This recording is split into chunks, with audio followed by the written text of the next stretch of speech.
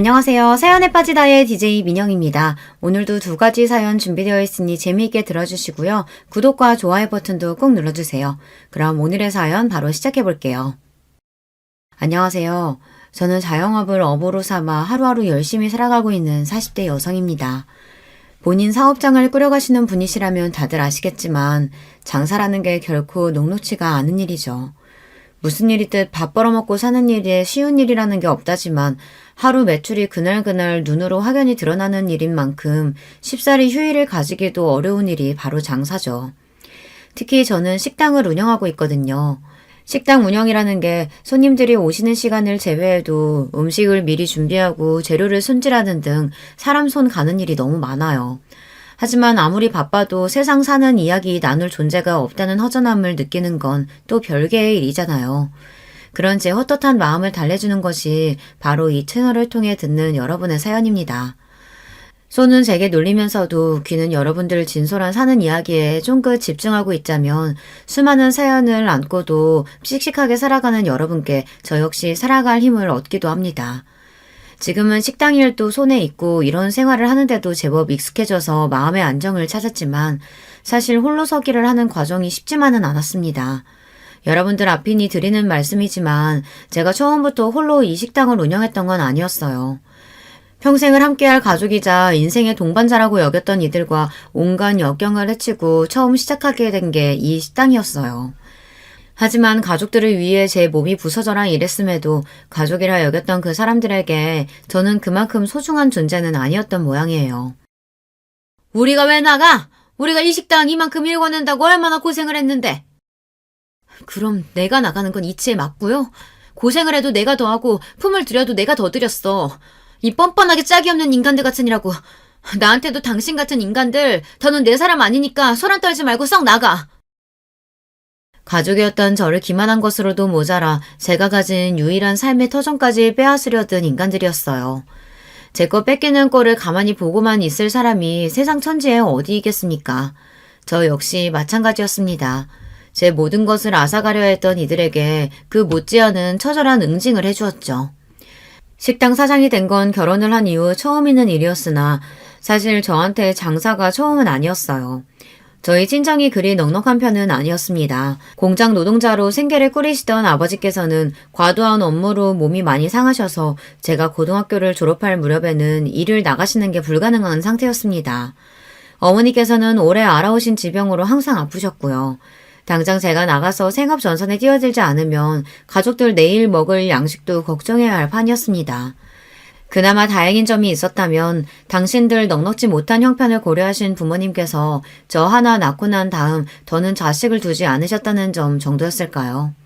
그러니 고작 20살 나이에 시작한 제 첫 사회생활이 결국 녹록할 수 없었겠죠. 일찌감치 실업계 고등학교에 진학해 이를 악물고 열심히 취업 준비를 해서 실업계 고등학교 출신 치고는 제법 건실한 회사에 들어갈 수 있었습니다만 저희 집에 환자만 2사람이었어요. 김병에 효자 없다는 말이 괜히 생긴 말이 아니었습니다. 집안에 아픈 사람 하나만 있어도 평범한 집안 갓에 기우는 게 느껴질 정도라는데 저는 아픈 사람이 2이나 있잖아요.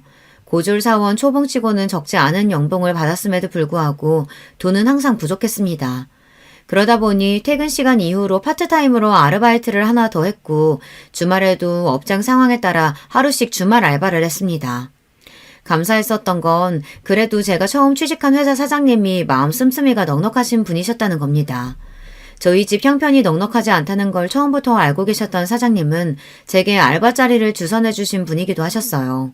다른 회사에서는 아예 투잡이 금지된 곳도 제법 있다고 알고 있었고 꼭 그렇게 명시하지 않는다 하더라도 자기 회사 일하는데 능률이 떨어질 수도 있으니 다른 일 하는 걸 꺼리는 분들이 많았더라고요.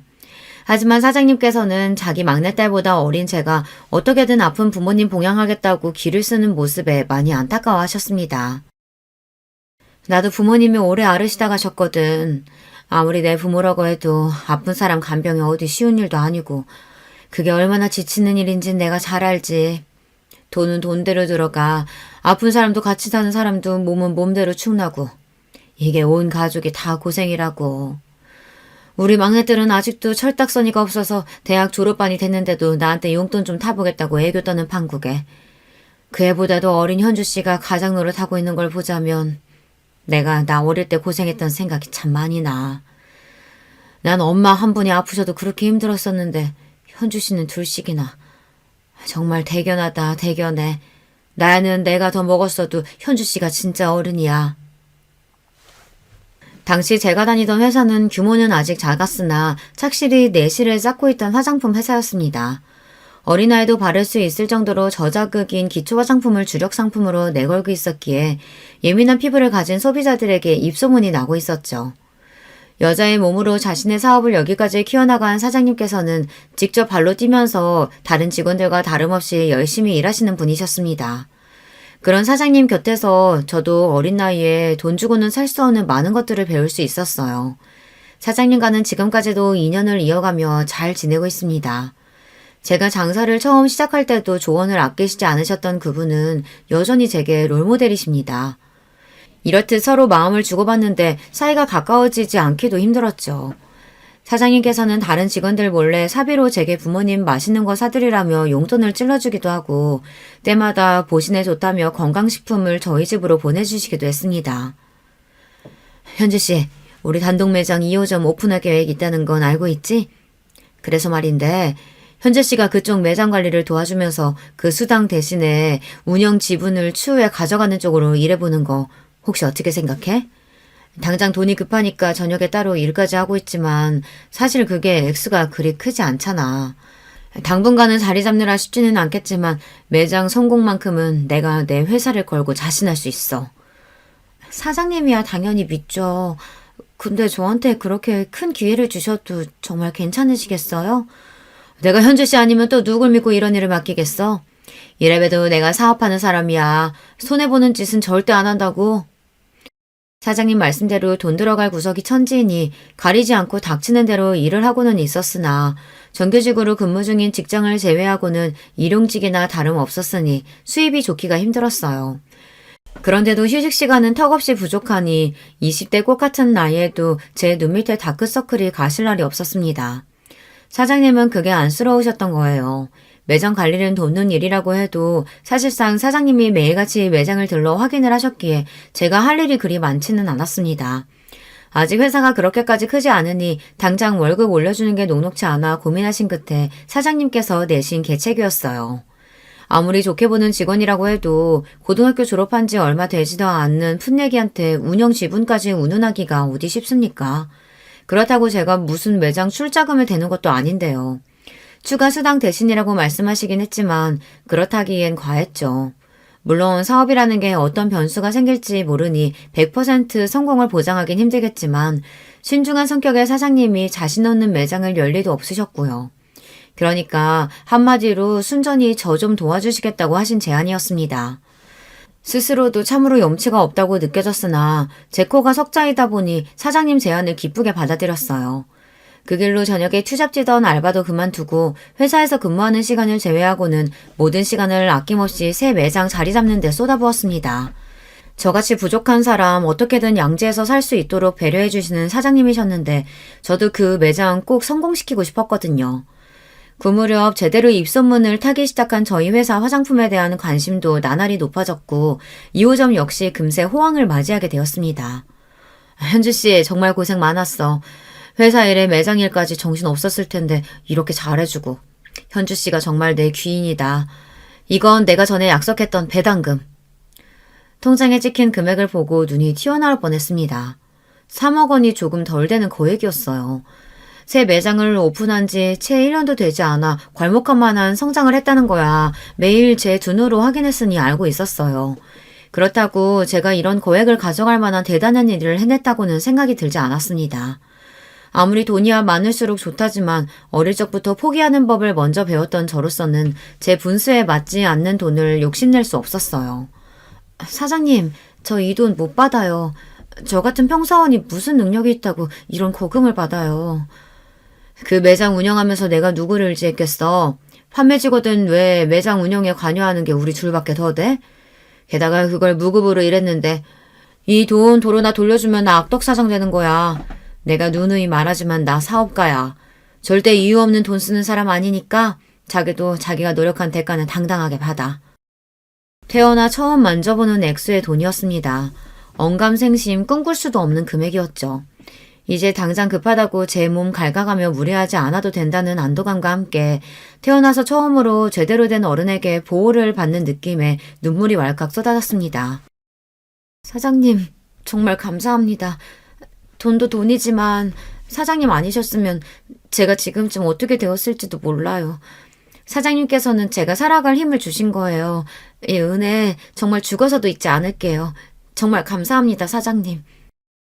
이 돈이면 이제 부모님 병원비도 걱정하지 않아도 되겠다는 생각에 너무나 기뻤습니다. 그러나 그런 생각도 잠시, 그로부터 얼마 지나지 않아 아버지께서 먼저 떠나신 후 채 반년도 지나지 않아 어머니까지 제 곁을 떠나셨습니다. 그렇게 돈 없어서 지긋지긋하게 살 때는 아파서 시름시름 고생하시다가 이제 넉넉해지니 효도할 새도 없이 급히 떠나신 부모님이 야속하게 느껴졌습니다. 그간의 고생에 대한 원망과 좀 더 잘해드리지 못한 죄책감 등으로 무너져 내린 저를 감싸 안아주신 것 또한 사장님이셨습니다. 현주 씨가 부모님께 어떻게 했는지 내가 다 잘 알아. 그 누구도 현주 씨보다 더 잘할 수는 없었을 거야. 부모님께서도 그렇게 생각하실 거고. 그동안 정말 고생 많았어, 현주 씨. 사장님이 아니셨더라면 정말 세상에 홀로 남는 기분에 많이 힘들었을 겁니다. 헛헛한 마음을 사장님 위로와 딴 생각할 틈 없는 경무로 채우며 그렇게 부모님을 떠나보냈습니다. 남편을 만났던 때는 여전히 부모님을 떠나보낸 상실감에 허전함을 느끼던 시기였어요. 저희 회사와 거래하던 유통업체 쪽 직원이었던 남편은 처음부터 제게 호감을 가지고 다가왔어요. 하지만 그때까지 바쁘게 돈 벌어 가족들 보양할 줄만 알았던 저는 연애 한번 제대로 해본 적이 없었습니다. 환경 때문이기도 했지만 솔직히 연애고 뭐고 다 귀찮기도 했습니다. 제 성향 자체가 누구랑 왁자지껄하게 어울리는 걸 좋아하는 성격이 아니더라고요. 하지만 그럼에도 이제 하늘 아래 내 가족이 하나도 없다는 것만큼은 외롭게 느껴졌습니다. 남편이 첫눈에 호감에 들었던 건 아니었기 때문에 아마 그런 시기가 아니었더라면 여느 때처럼 남편 호감을 무시했을 거예요.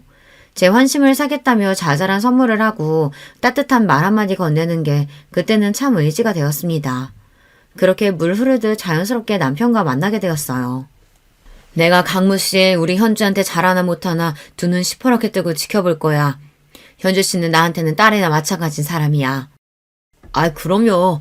손에 물 한 방울 안 묻히고 귀하게 모시고 살 테니까 걱정하지 마세요, 사장님. 남편은 변죽이 좋은 사람이었습니다. 주변 사람들과의 관계도 좋은 편이었기에 평판이 그리 나쁜 사람도 아니었죠. 사실 남편과 연애를 시작하기 전에 사장님의 오케이 사인을 받고서야 저도 수락을 한 거였어요. 그럴 때 보면 정말 사장님이 딸내미 단속하는 엄마같이 느껴졌습니다. 사람도 사람이지만 저한테는 그것보다 더 중요한 문제가 있었어요. 워낙 부모님 투병으로 온 가족이 그 긴 시간 생고생을 했으니 가족 중 중환자가 있는지 경제적으로 문제가 있지는 않은지 하는 부분이 정말 중요했습니다. 부모님을 사랑하기는 했으나 그렇다고 그 두 분 모시는 게 힘들지 않은 건 아니었어요. 결혼해서까지 시댁에 비슷한 문제가 있어 또다시 그런 고생을 하며 살 생각은 추호도 없었습니다. 그럴 바에야 그냥 평생 혼자 살 생각이었어요. 속물적이라고 욕하실지는 모르겠으나 그렇다고 해도 어쩔 수 없죠. 저랑 비슷한 고생을 해보신 분들은 아마 공감하실 겁니다. 그 점은 남편에게도 처음부터 확실히 했습니다. 더는 그런 고생을 하고 싶지도 않고 나 역시 내 배우자 될 사람에게 그런 짐은 지우지 않을 거라고 말이죠. 남편 역시 제 사정을 듣더니 이해를 하더라고요. 결혼이 사랑만으로 되는 건 아니라는 생각에는 처음부터 동의했던 저희 두 사람이었습니다.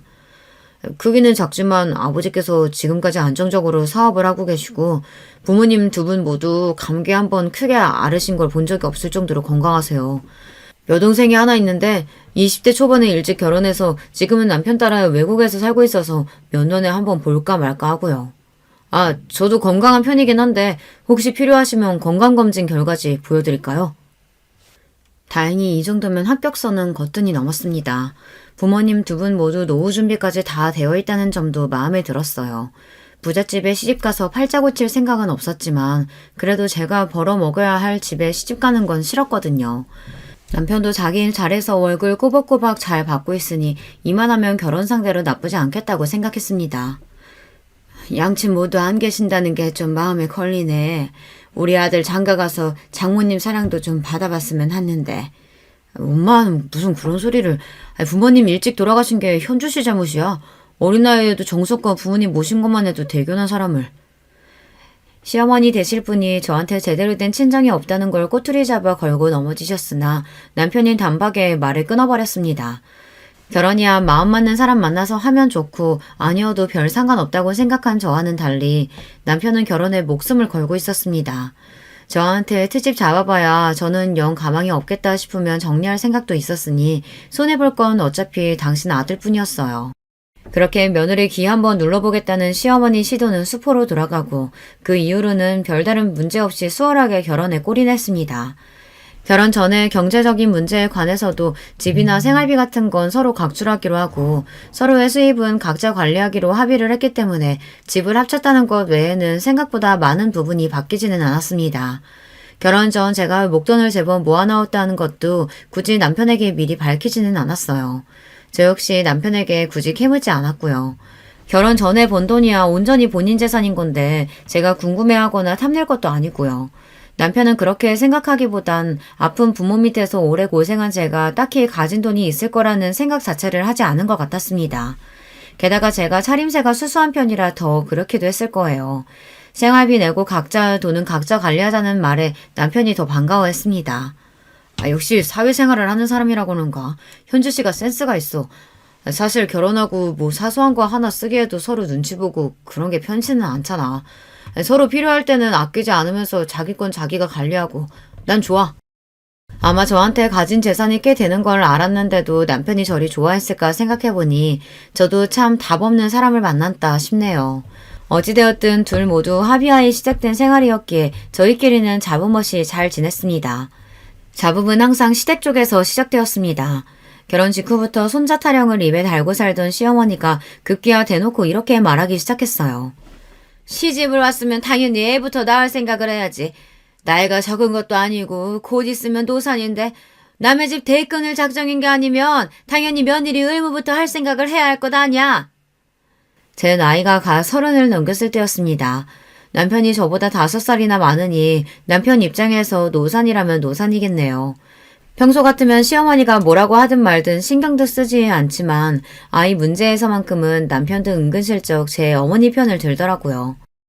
사실 더 늦기 전에 나도 아이 가졌으면 싶기는 하거든. 자기도 아예 자식 생각이 없는 건 아니잖아. 그런 거 같으면 더 기다릴 것도 없이 가지는 것도 좋지. 남편 말대로 제가 아예 아이 생각이 없는 건 아니었기에 저 역시 고민을 하기 시작했습니다. 하지만 회사 문제도 있고 분명 아이가 생기면 지금과는 생활이 달라져도 너무나 달라지겠죠. 아이 가진다고 나 일 쉬면 그동안 내 수입이 없을 텐데 그건 어떻게 하고? 그리고 아이 낳는다고 은근슬쩍 집에 눌러앉을 생각 없어. 최대한 빨리 회사 복직해서 일할 거야. 그럼. 설마 내가 당신 집에 들어앉힐까 봐? 그리고 내 자식 갖겠다고 하는 건데 설마 내가 당신 돈 안 벌어온다고 타박하겠어? 걱정 마. 이렇게 된 김에 당신도 좀 쉬면서 몸도 보호하고 아이 준비하는 건 어때? 당신 고등학교 졸업하고 이때까지 제대로 된 휴가 한 번도 못 갔잖아. 돌이켜 생각해보니 정말로 제대로 쉬어본 적이 없었습니다. 그래, 이제 나 일한다고 굶어 죽는 것도 아니고 남편 말 맞다나 제 새끼 가진다고 쉬는 건데 날 구박이라도 했다가는 가만 안 두면 그만이지 하는 생각이 들었습니다. 남편 모르게 쓸 수 있는 여윳돈도 제법 많았고요. 그래, 설마 내가 잠깐 쉬다 온다고 선주 씨 자리 하나 못 지켜주겠어? 이날 이때까지 그렇게 쉴 틈 없이 일했는데 이제 현주 씨도 숨 돌릴 틈이 좀 생겼네. 내가 현주 씨 시집가고 나서도 잘 지내는 건가 걱정이었는데 이렇게 마누라 쉬게 해줄 줄도 알고 잘 살아서 정말 다행이다. 휴직기 이야기를 꺼내자 흔쾌히 받아주시는 사장님 덕에 저 역시 이제 이런 여유를 부릴 수 있는 삶을 살게 된 게 흡족했습니다. 그렇게 태어나 처음으로 아무 걱정 없이 빈둥빈둥 쉬는 날을 맞이하게 되었어요. 처음 며칠은 좀 불안한 기분이 들더니 의외로 백수 생활이 저한테 잘 맞더라고요. 혼자서 조용히 그동안 해보지 못했던 것들을 하나씩 해보는 것도 제법 즐거웠고요. 마음이 편해 그런 건지 얼굴도 꽤 좋아졌습니다. 비록 제 아들 일하는 동안 팔자가 늘어진 저를 보고 심통이 난 시어머니 얼굴을 보는 건 반갑지 않았지만 말입니다. 우리 아들은 얼굴이 반쪽이 되도록 고생하는데 너는 아주 팔자가 늘어졌구나. 남편 돈으로 그렇게 놀고 먹으니 좋니? 저희는 처음부터 각자 번 돈 각자 썼어요. 제 돈 제가 쓰고 노는 거니까 아들 걱정은 안 하셔도 돼요.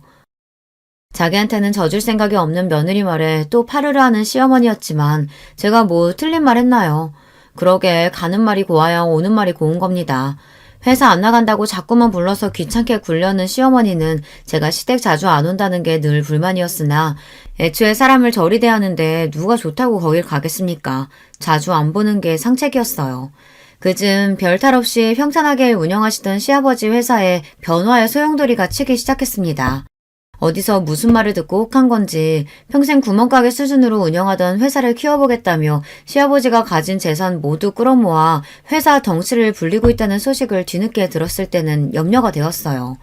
괜히 긁어부스럼 만들까 싶었으나 정말 남편 반응은 심심했습니다. 뭐 평생 하시던 일인데 알아서 잘 하시겠지.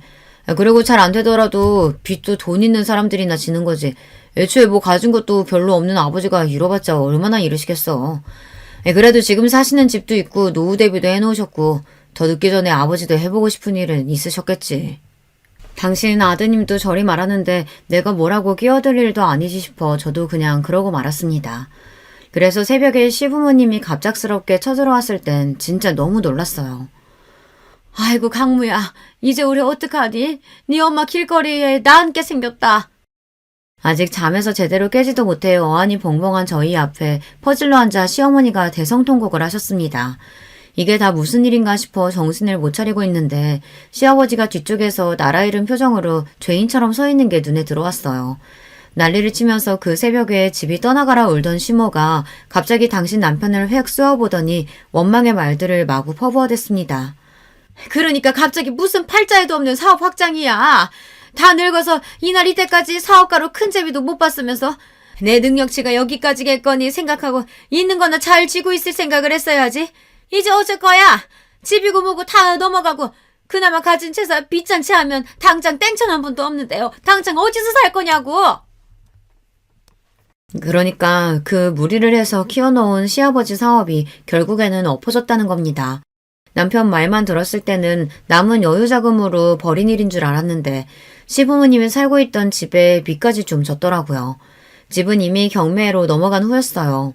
두 분 가진 걸 전부 다 털어막으면 어떻게 빚은 해결할 수 있겠지만 그동안 모아둔 거 전부 박박 긁어야 겨우 수습이 가능한 수준이었습니다.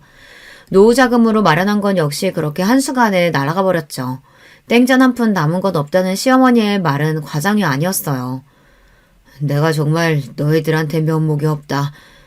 그래도 당장 일이 이렇게 되었으니 어쩌겠니? 당분간만이라도 너희들한테 신세 좀 질 수 없겠니? 자다 날벼락 맞은 기분에 기가 막혔습니다.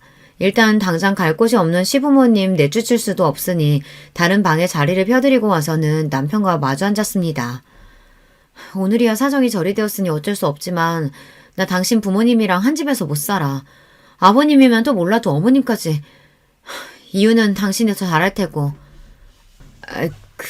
우리 엄마가 당신한테 한 짓이 있으니 싫은 거야 당연히 이해하지만 그렇다고 나이 드신 분들 어디 갈 데 있다고 나가시라 그래. 그래도 내가 자식인데, 어? 가뜩이나 마음에 들지도 않은 시어머니 머물 곳까지 알아봐야 한다는 생각에 머리가 지끈거렸으나 계속 그러고 앉아있는다고 무슨 수가 나는 것도 아니었습니다. 결국 내키지 않는 어투로 남편에게 말했어요. 기다려봐. 내가 좀 알아볼 테니. 제가 연락을 드린 사람은 바로 사장님이었습니다. 사장님 회사는 날이 갈수록 성장해 이제는 제법 중견기업 태가 났습니다. 사장님께서도 살림살이가 예전과는 비교할 수도 없을 정도였고요. 소유하신 건물도 벌써 여러 채였는데 그중 유동 한 건물에 공실이 많아 걱정이라는 말씀을 하신 적이 있었거든요. 사장님, 당장 입실 가능한 집 아직 있어요? 응? 집이야 있지만 현주씨 무슨 일 있어? 간략하게 자초지정을 설명하자 사장님 얼굴에 금세 걱정하는 기색이 비쳤습니다. 평생 고생만 한 제가 시집가서 좀 잘 사나 싶었는데 시댁이 저리 쫄딱 망했으니 듣는 사장님이라고 기분이 좋으실 리 없으셨겠죠. 매번 힘들 때마다 사장님 도움을 받는 게 죄송스러웠지만 당장 생각나는 분도 사장님 뿐이었습니다. 월세는 바로 마련해서 보내드릴게요. 최대한 빨리 입주할 수 있으면 돼요.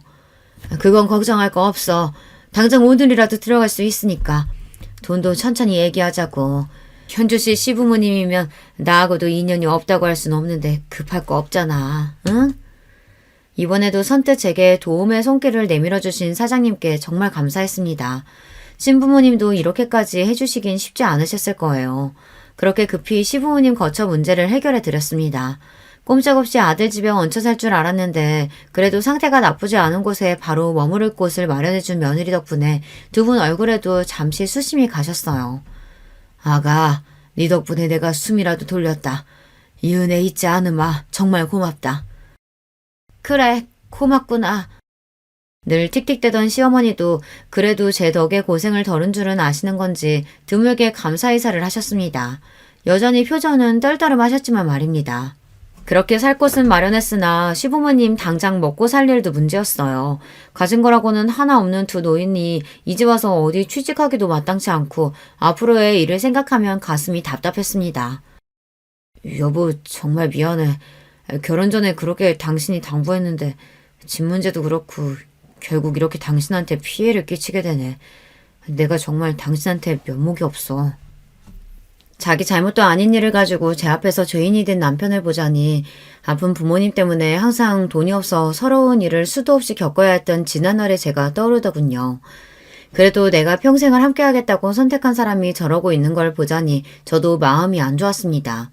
그렇게 여러 날 고심한 끝에 남편과 시부모님을 한데 모아 그간 제가 계획한 바를 차근차근 설명하기 시작했습니다. 사실 제가 결혼 전에 모아둔 돈이 조금 있어요.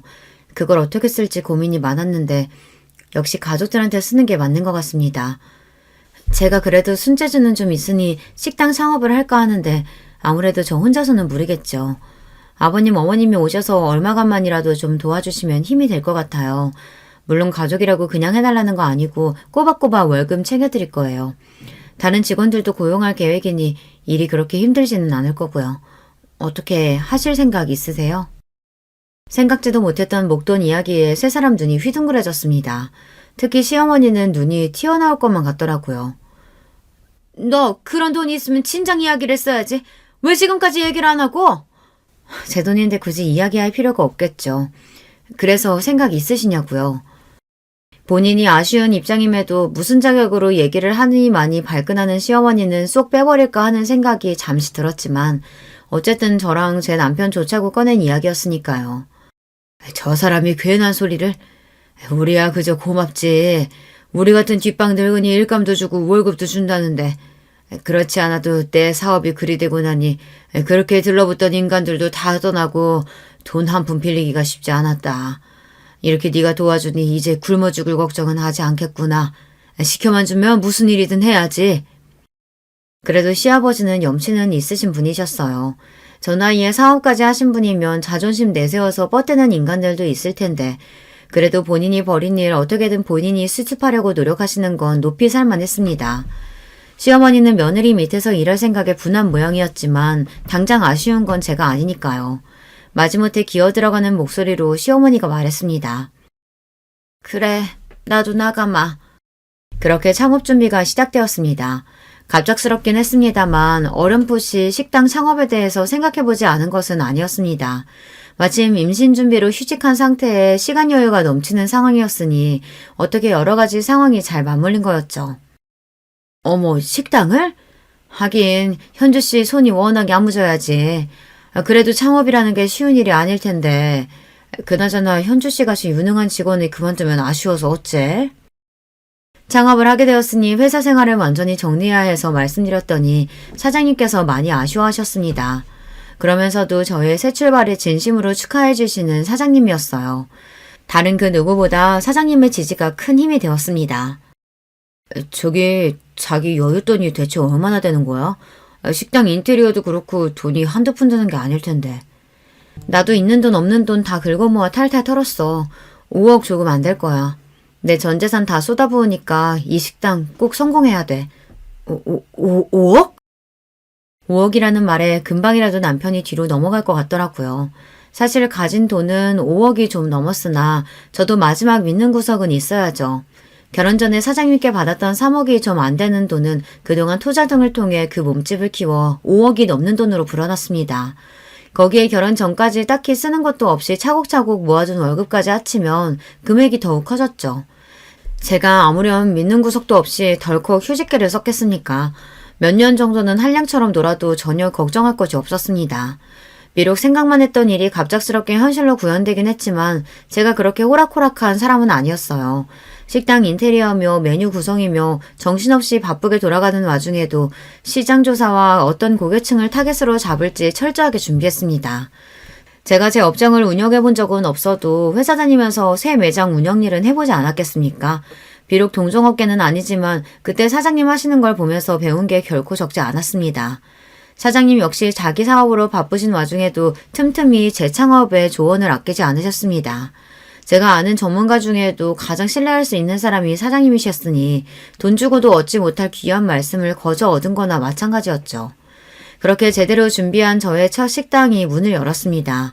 한식 가정식을 주 메뉴로 잡아 깔끔하게 즐길 수 있는 세련된 인테리어의 식당이었어요. 사실 다루는 메뉴는 백반집에서 흔히 볼 수 있는 것들이었지만 마치 일본 가정식이나 1인 코스 요리를 먹는 것처럼 깔끔하고 세련되게 구성을 했습니다. 이건 역시 다분히 의도된 것이었어요. 요즘 젊은 층들 사이에서 이런 소박한 음식들이 유행이거든요.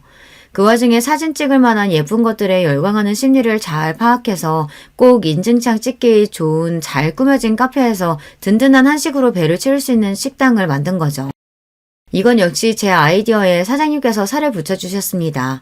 거기에 회사 다닐 적 제 주력 업무였던 인터넷 매체를 활용한 홍보까지 더해 저희 식당은 인근에서 아주 핫한 식당으로 급부상했습니다. 덕분에 식당 일은 눈코 뜰 새 없이 바빠졌어요. 처음 시부모님께 말씀드린 대로 직원들도 넉넉하게 뽑았습니다. 비록 양념장 비율을 비롯한 음식 레시피는 저 혼자 알고 있는 영업 비밀이었으나 그 외의 업무는 직원들에게 고루 분배해 사람이 많아도 직원들이 너무 급히 서두르는 느낌이 나지 않도록 신경 썼습니다. 백반을 먹어도 귀히 대접받는 느낌이 나도록 이게 제가 철저하게 지키는 저희 식당 영업 방침이었습니다. 대접받는 걸 싫어하는 사람은 아무도 없으니 젊은 손님층은 물론 그 젊은 손님들이 자기 부모님을 모시고 대접하는 곳으로도 꽤 좋은 평가를 받았죠. 시부모님 월급을 드리려면 명분이 있어야 하니 두 분 출근하시라고 하긴 했지만 사실 그렇게 일을 시킬 생각이 있는 건 아니었어요.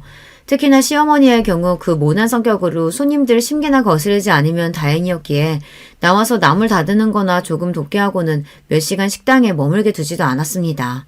시아버지께도 소일거리 정도나 드릴 생각이었으나 예상보다 시아버지도 다부지게 마음을 먹고 진지하게 일에 임하시더라고요. 제가 말려도 의욕적으로 온갖 일을 찾아하시고 손님들에게도 친절하셨고요. 결국 시아버지는 서빙 일을 맡게 되셨는데 은발의 신사가 친절하게 서빙하고 음식 설명을 해주는 게 제법 반응이 괜찮았습니다. 그저 용돈벌이나 할 수 있게 해드리려고 했는데 저리 열심히 해주시니 저도 기분이 나쁘지 않았죠. 여보, 요새 식당 일 때문에 정신이 하나도 없지?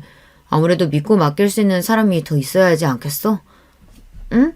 아니야. 몸은 좀 힘들어도 요새 장사도 잘 되고 입소문도 타고 있고 기분이 좋아 그런가 버틸만 하네. 생각해보니 그때부터 남편은 슬슬 시동을 걸었던 것 같은데 워낙 식당 일 외에 신경을 못 쓴 제가 미처 알아차리지 못했던 것 같습니다. 식당을 연 지 1년이 좀 넘었을까. 한 유명 케이블 맛집 프로그램에 저희 식당이 등장한 이후부터는 이제 식사 시간에 웨이팅 없이는 입장이 어려울 정도로 손님이 늘어났습니다. 그야말로 초대박이 난 거죠. 여보, 내일부터는 나도 식당으로 출근할게. 당신 혼자서 이 난리 감당이 되겠어? 이럴 때 남편이 힘이 돼야지. 무슨 소리야? 당신 회사는 어쩌고? 실은 나 회사 정리했어. 내 월급 쥐꼬리만한 거 받는 거보다 당장 식당 일이 훨씬 더 급한데 여러모로 생각해봐도 그게 더 우리 부부한테 이득 아니겠어? 마누라한테 이런 방구도 없이 덜컥 회사 간다 놓고 하는 소리가 아주 가관이었습니다. 제가 언제 저더러 도와달라고 했나요? 요새 취직이 얼마나 어려운데 사람 사는 일이 어찌 될 줄 알고 저렇게 경솔한 행동을 한답니까? 거기다 지금껏 자기 수입 철저히 자기 것으로 해놓고 왜 식당 일은 자기가 참여하는 게 당연한 것처럼 구는 거냐고요. 한마디 상의 없이 멋대로 결정해놓고 내 식당은 왜 제 집 지나들듯 마음대로 출근하니마니 하는 건데 당신 정말 내가 우스워? 그러고 며칠간 남편과의 냉전이 이어졌습니다. 쉽사리 화를 풀지 않는 저에게 남편이 기가 팍 죽어서는 우는 소리를 했어요. 나는 정말로 자기 생각한다고 그런 거야. 우리 부모님도 식당 나가서 일손 거두시는데 남편이 돼서 당신 고생하는 거 뻔히 알면서 가만히 있기도 그랬다고. 그리고 사표는 진작 수리됐는걸. 그러지 말고 화 풀어라. 자기야, 응? 속이 뒤집힐 지경이었지만 직장도 없는 마당에 저 인간을 놀려봐야 또 뭐 하겠습니까? 이건 남편이 아니라 왼수가 따로 없었어요. 그렇게 울며 겨자 먹기로 남편까지 식당에 출근하게 되니 이제 온 시댁 식구들이 식당에 불터서 먹고 사는 판국이었습니다. 시아버지야 열심히 일을 하신다곤 하지만 아무래도 경력 있는 다른 직원들 따라가기는 쉽지 않았죠. 게다가 월급도 다른 직원들보다 거의 배는 챙겨드리고 있었어요. 얄밉긴 하지만 시어머니 역시 마찬가지였죠. 사실상 제가 시댁 생활비를 대는 거는 다름없었습니다. 서로 짐이 되지 않는 깔끔한 결혼 생활을 하자며 결혼 전 남편과 한 약속이 무색했습니다. 예, 그래도 제가 명색이 사장 남편인데 일반 직원이랑 똑같이 대우해서 되겠어? 쟤도 뭐 믿는 구석이 있어야 좀 어깨 피고 살 거 아냐. 뭐가 예쁘다고 직장까지 때려치운 남편놈 직함까지 달아주니까 온 가족이 며느리한테부터 기생하면서 참 염치도 없다 싶었어요. 처음에는 제 눈치를 보던 남편도 잘나가는 식당 사장인 부인 덕에 직원들한테 사장님과 다름없는 대우를 받다 보니 아주 붕 떠서는 자기가 사장이라도 된 듯 굴었습니다. 당신 내 직원들한테 함부로 말 놓고 그러지 마. 나도 신경 써서 대우하는 사람들인데 왜 당신이 더 사장인 것처럼 거들먹거려? 내가 뭘 잘못했다고. 직원들 기운 좀 내라고 한 말 가지고 뭘 그렇게 예민하게 반응해. 당신 가만 보면 사장 됐다고 남편 너무 무시해. 직장 때려치웠을 때부터 서서히 남편에게서 멀어진 마음은 남편이 식당에 들어앉은 후로는 완전히 정이 떨어지는 지경까지 이르렀습니다. 이제 와서 도움을 주는 게 아니라 물 흐리는 거나 마찬가지였어요. 게다가 시어머니랑 둘이서 모자가 무슨 작당을 했는지 둘이서 쑥덕거리고 난 후에는 꼭 분란이 일어났습니다. 저 두 사람 때문에 더는 일 못하겠다는 직원까지 나오자 제가 얼마나 미안했던지 모릅니다. 어머니, 이러실 거면 더는 제 가게 나오지 마세요. 하시는 일도 없으면서 다니면서 분란만 만들고 대체 왜 그러시는 거예요? 저 망하라고 고사 지내시는 거예요? 이게 말하는 것 좀 봐. 너 혼자 잘해서 성공한 줄 알아? 식당 시작부터 고생한 시애미한테 고마운 줄도 모르고. 자기가 뭐 한 게 있다고 이제 와서 대도하는 생색이에요. 그렇게 시어머니를 내쫓고 나니 가게가 그렇게 평온할 수가 없었습니다. 자기가 왕인 양 굴던 남편도 자기 편들어줄 시어머니가 없으니 기가 죽었는지 좀 눈치를 보더라고요. 하여튼 제 인생에 도움이 안 되는 양반이었습니다. 한 며칠 잠잠하더니 식당 브레이크 타임에 문을 부수기라도 할 기세로 시어머니가 다시 쳐들어왔습니다. 또 무슨 사람 기가 막히고 코가 막히는 소리를 하려나 팔짱을 끼고 보고 있는데 시어머니가 저한테 서류 봉투 하나를 착 집어던졌어요. 이혼 서류였어요. 이게 뭐예요? 그 사람이 나랑 이혼하겠대요? 우리 효자 아들이 제 마누라가 지 어미한테 하는 짓을 봤는데 그럼 그냥 넘어가겠어? 아주 돈 버는 유세는 혼자 다 떨고 이제 우리 아들한테도 이 식당 지분 있으니까 너 같은 막대 먹은 며느리 더 볼 것도 없다. 꼴랑 5억 가지고 그 유세를 떨었으니 그 돈대로 그대로 돌려주마. 그거 말고 떨어져. 뭔 전식 나간 소리예요 이게. 제 아들놈한테 무슨 식당이 지분이 있으며 5억 줄 테니 이혼하라고 하는 건 또 무슨 소리고요. 입을 열수록 전입 가경이었습니다. 며느리한테 빌려먹는 주제에 돈 5억은 또 어디서 났고요.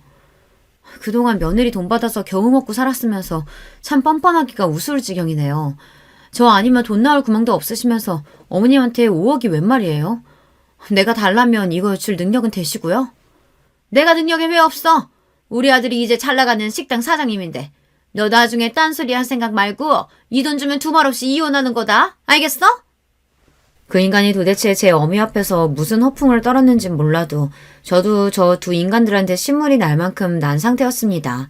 다 죽어가는 저들 살려줬으면 고마운 줄을 알아야지 감히 은혜를 원수로 갚는 짐승만도 못한 행태를 더는 두고 봐줄 생각도 없었고요. 그렇게 계산을 마친 저는 시어미를 쏘아보고는 말했어요.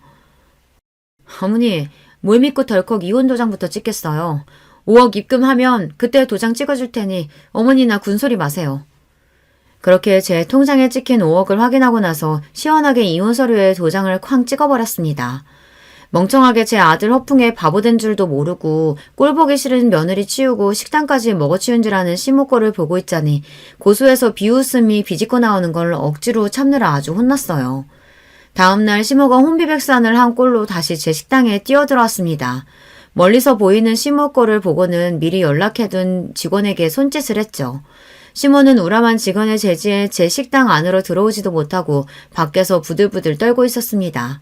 제 딴에는 분해서 아주 죽을 지경이었을 겁니다. 그러던지 말든지 저는 여느 때와 다름없이 정성껏 음식을 만들고 손님을 응대했죠. 식당 마감 시간이 지나고서야 시모를 식당 안으로 들였어요. 언제 왔는지 그 옆에 남편도 얼굴이 새파래져서는 같이 들어왔더라고요. 너 감히 나를 속여? 내가 너 사기죄로 고소할 거야. 거기다 이혼서류 도장 찍은 지 하루 만에 우리를 집에서 내쳐? 네가 그러고도 사람이야? 언감생심 며느리 재산에 돈도 골라서 아들 이혼시킨 정신 나간 여자도 있는데 누가 누굴 사람 운운하고 자빠졌어요. 내가 돈 달라고 했어요? 당신이 이혼하라며. 니들 같은 거지 같은 새끼들이랑 엮여서 내가 한 고생이 얼만데 그럼 내가 위자료도 안 받고 이혼해주겠어? 위자료라니? 그거 이 식당 넘기는 돈이잖아. 내가 단 한마디라도 이 식당 넘긴다고 한 적이 있어? 멍청한 것도 정도 것이지. 지금 이 식당 가치가 얼만데 겨우 5억 받고 니들 같은 거머리들한테 내가 내 식당을 넘기겠어. 당장 길바닥에 나 앉을 인간 집 구해줘. 일가지도 않은 일 조근시키고 그 많은 돈까지 줬는데 감히 은혜도 모르고 주인을 물어? 이 금수만투 못한 거. 나도 니들 같은 거머리 새끼들이랑은 더 보고 살 생각 없으니까 당장 꺼져. 당연히 제 것인 줄 알았던 식당이 신기루처럼 사라지고 돈 5억까지 날렸다는 걸 깨달은 시어머니 낯빛이 질리다 못해 피기가 싹 가셨습니다. 그 옆에서 안절부절 못하고 서있던 남편놈이 제 앞에 무릎을 꿇고 주저앉았어요. 여보, 나 진짜 몰랐어. 내가 미쳤다고 당신이랑 이혼을 해? 나 이혼 절대 못해. 내가 접수한 것도 아닌데 어떻게 이혼을 해? 이놈이야 당연히 나랑 이혼할 생각이라고는 손끝만큼도 없겠지. 쪽쪽 빨아먹을 재산 있는 마누라 미쳤다고 이혼을 하겠어? 근데 어쩌니? 네 어미가 서류를 하도 잘해와서 나는 그냥 도장 찍어준 것밖에 없어. 서류도 네 어미가 보냈잖아. 접수까지 다 된 이혼 서류. 이제 와서 네가 뭘 어쩔 거야? 그동안 네가 주제도 모르고 내 소중한 식당에서 온갖 꼴값 다 떨면서 설치고 다닌 거 내가 모를 줄 알아? 내가 내 청춘 다 갈아서 모은 돈으로 내 노력으로 일군 걸 네 놈이 뭘 했다고 감히 눈독을 들여? 이 버러지 같은 놈. 너 같은 놈 알아서 떨어져 준다니 내가 오늘부터 발 뻗고 자겠다.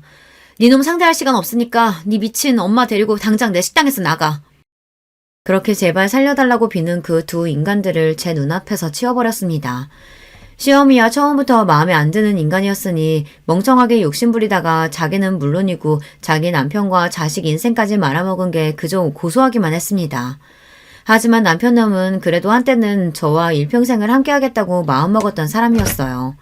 돈 앞에 사랑도 부질없었던 거였는지 아니면 애초에 그만큼의 사랑은 아니었던 건지 알 수 없지만 가슴이 휑한 기분이 드는 건 어쩔 수 없었습니다.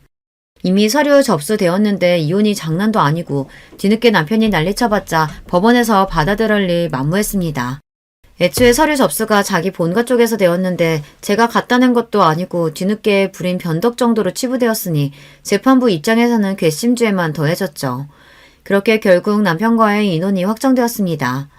지가 지발로 직장 때려치우고 더는 제 식당에서 나댈 일도 없고 저 아니면 믿을 구석도 없으니 직업도 없는 놈이 개털인 상태였죠.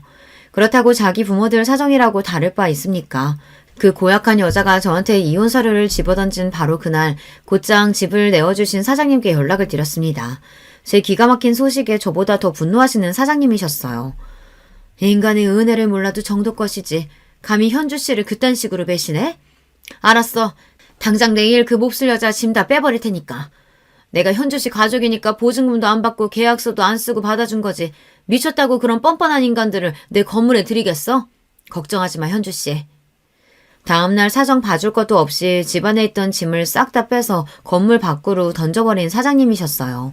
이럴 때 보면 참 화끈하고 거침없는 분이세요.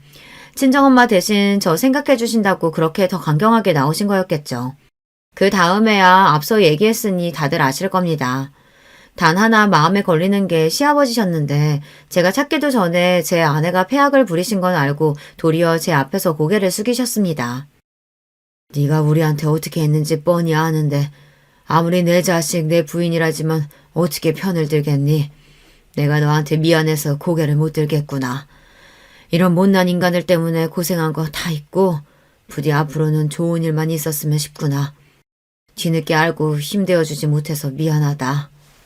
당장 가실 곳도 마땅치 않으실 테니 제가 부로 준비한 돈도 한사코 거절하셨습니다.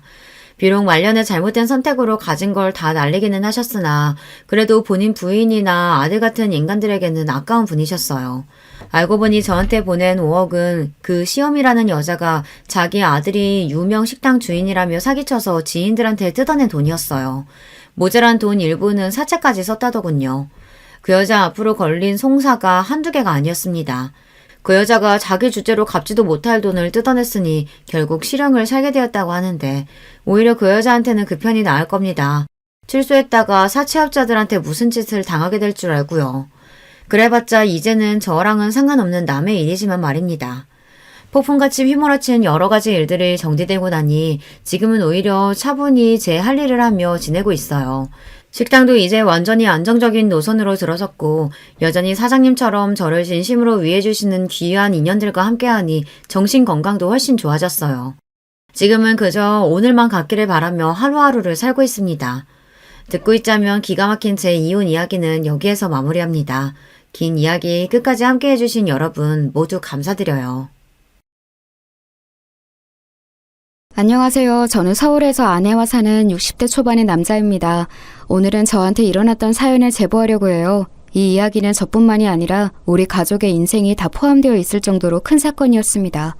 그래도 이제 이런 얘기를 웃으면서 할 날이 오다니 인생 오래 살고 볼 일이네요. 여러분도 살면서 억울하거나 배신당했던 기억이 있으세요? 혹은 괘씸했던 경험이요. 만약 하나라도 해당하신다면 오늘 제가 제보하는 사연에 공감을 많이 하실 것 같습니다. 그럼 바로 시작할게요. 진영아, 아빠 네 형이랑 배 타고 고기 잡으러 갈 거야. 성희한테 말해놓을 테니 학교 끝나고 와서 성재랑 삼겹살 구워서 밥 먹어라. 밥 든든히 먹고 엄마 가게 일도 도와주고. 알겠지? 성재는 올 필요 없으니까 너만 가게로 가. 그럼 아버지 다녀온다. 네, 알겠어요, 아빠. 언제나 안전이 제일 우선인 거 알죠? 할머니가 바다는 사람이 이길 수 있는 존재가 아니라고 했어요. 그러니까 형하고 무리하지 말고 조심히 다녀오세요. 아휴, 할머니 돌아가시니까 이제 진영이 네가 잔소리 담당이냐? 알겠어. 우리 작은 아들 무서워서 아빠가 형이랑 조심히 배 탈게. 성희 누나 집안일 많이 하며 적당히 하라 그래. 우리 집은 집안 대대로 배를 타는 가문이었어요. 제가 아주 어렸을 때 할아버지가 아빠와 배를 탔었고 할아버지가 돌아가시고는 형이 아버지랑 배를 탔습니다. 아버지한테 듣기로는 아버지가 어릴 때도 증조, 고조 할아버지가 다 배를 타셨다고 해요. 바닷가에 자리 잡고 살아서 아무래도 바다와 관련된 일을 했습니다. 그리고 우리 집은 동네에서 배가 가장 많은 집이었어요. 워낙 성실히 일하시는 집안 어른들 덕분에 먹고 사는 걱정은 하나도 없었답니다. 누나! 성희 누나! 성재랑 나왔어. 아, 배고프다. 누나 뭐 하고 있었어? 아버지가 누나 너무 힘들게 일하지 말라고 하셨어. 바닥 그만 닫고 우리 삼겹살 먹자. 왔어? 공부하느라 수고했어. 누나가 다 준비했으니까 너희는 그냥 앉아있어. 밥도 이미 해놨고 김치랑 다 꺼내놨거든. 성재야, 밥 먹고 진영이랑 사모님 가게 가서 일 도와드려. 알겠지?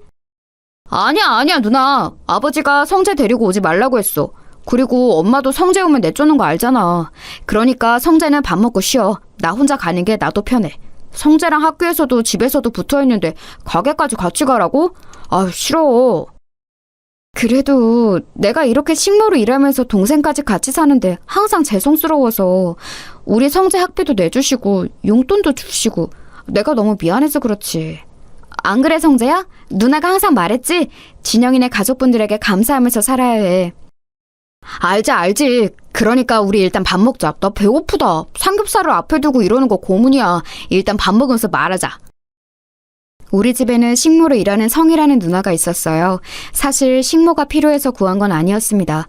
우리 어머니는 횟집을 크게 하셨는데 거기서 성희 누나의 어머니가 일하셨어요. 그러다 병에 걸려서 돌아가셔서 성희 누나와 동생인 성재는 고아가 되었습니다.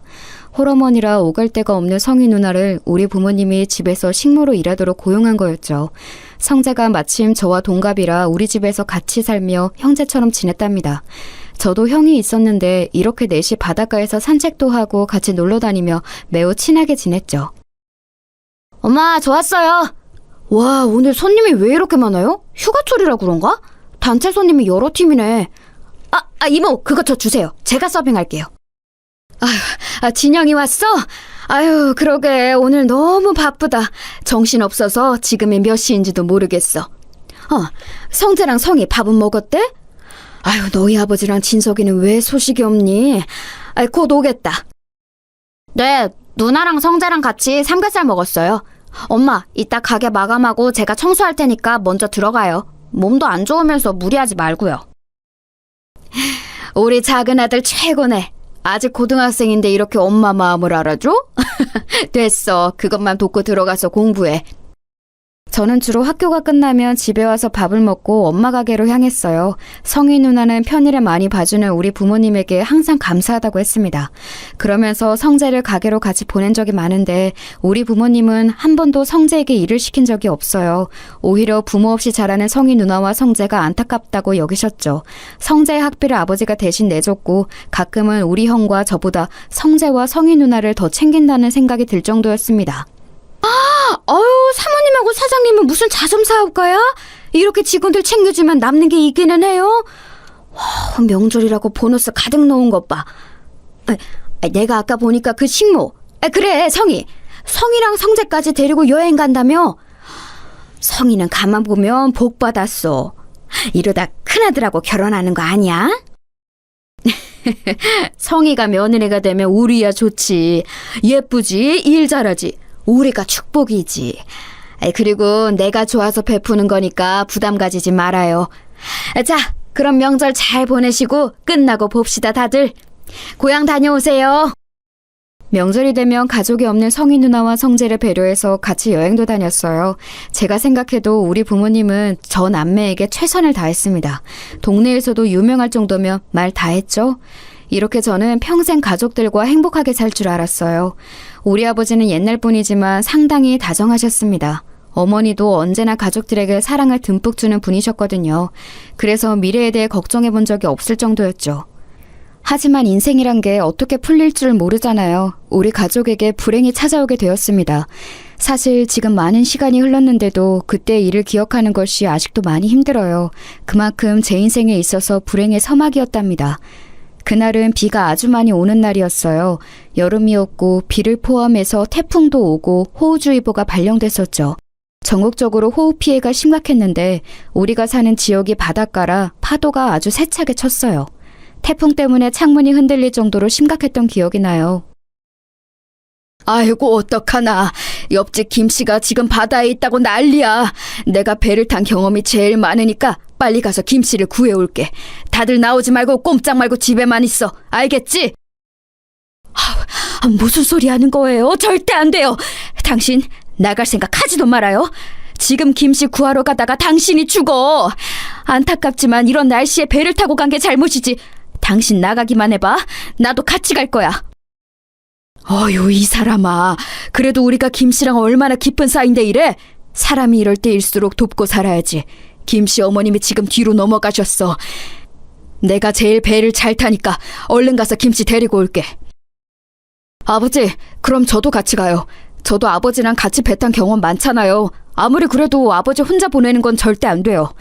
엄마, 저도 같이 갈게요. 진영아, 엄마 못 나오게 막아. 성재야, 너도 부탁해. 안 돼, 안 돼. 안 된다고. 마다를 무슨 수로 이기려고 그래. 돌아오라고. 여보, 진서가. 이거 놔. 진영아, 성재야, 이거 놔. 엄마는 기를 쓰고 아버지와 형을 말렸어요.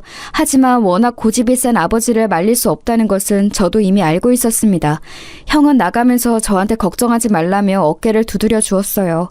엄마는 거의 기절 직전까지 가셨고 저도 너무 걱정되어 손톱을 물어뜯으며 아버지와 형을 기다렸습니다. 그런데 너무 상황이 안 좋았어요. 아버지와 형이 김씨 아저씨를 구하러 바다에 나간 순간 거짓말처럼 비가 더 세차게 내리기 시작했습니다. 아이고, 내 남편 어떡해.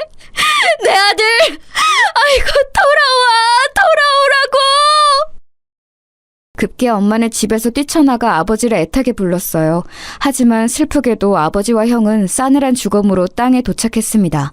김씨 아저씨를 구하러 나갔다가 결국 죽은 사람이 늘어난 셈이었어요. 그리고 우리 집은 너무 슬프게도 안 좋은 상황이 계속 이어졌습니다. 아유, 안타까워서 어째. 얘 진영아, 너희 엄마 지금 남편하고 큰아들 잃고 제정신이 아니야. 저러다 뭔 일 나겠어. 또 초상치르게 생겼어. 아유, 어떡하니. 지금 가게가 문제가 아니잖아. 너는 아직 고등학생이고 주변에 어른도 없고. 아유, 어떡해. 여보, 진소가 우리 큰아들 밥 먹어야 돼. 곧 있으면 우리 남편하고 큰아들이 가게 올 거야. 그러니까 밥을 차려야겠다. 엄마, 정신 차려. 아버지랑 형은 이제 없어. 엄마, 이제 우리끼리 살아야 해. 지금 엄마 며칠째 아무것도 안 먹고 있잖아. 제발 엄마. 엄마는 말 그대로 아버지와 형을 잃고 정신이 나가버렸어요. 가게에 손님이 와도 아는 척도 하지 않았죠. 예전에는 친절하게 웃는 얼굴로 장사했는데 가게에는 관심이 전혀 없었어요. 결국 횟집은 그렇게 문을 닫고 말았습니다. 사실 바다에 가서 고기를 잡는 아버지와 형이 없으니 당연한 결과였어요. 당장 우리 가족은 생계가 끊기게 되었습니다. 다행히 가게에서 일했던 이모들이 폐업할 때 많이 도와주었어요. 반쯤 정신이 나간 엄마를 옆에서 많이 챙겨주었죠. 문제는 성희 누나와 성재였습니다. 저기 진영아, 내가 이런 말 하는 게 나도 어려운데 지금 3달째 돈을 못 받고 있어. 물론 상황은 너무 안타까운데 내가 돈도 못 받고 이렇게 식모로 일할 수는 없잖아. 물론 재워주는 건 고마운데 돈을 무보수로 이렇게 일하는 건 나도 더는 안 될 것 같거든. 밀린 돈은 언제 줄 거야? 누나, 너무한 거 아니야? 우리 아버지가 갈 곳이 없는 누나랑 성재 집에서 재워준 기간이 5년이 넘어. 막말로 누나가 우리 집에서 일하면서 뭐 얼마나 힘들었는데. 말만 신모지 사실상 한 거 별로 없지 않아? 밥도 주로 가게에서 먹어서 누나가 한 거라곤 청소랑 빨래뿐이잖아. 그것도 우리 엄마가 누나 고생시키는 거 싫어서 몰래 한 적 많은 거 나도 알아.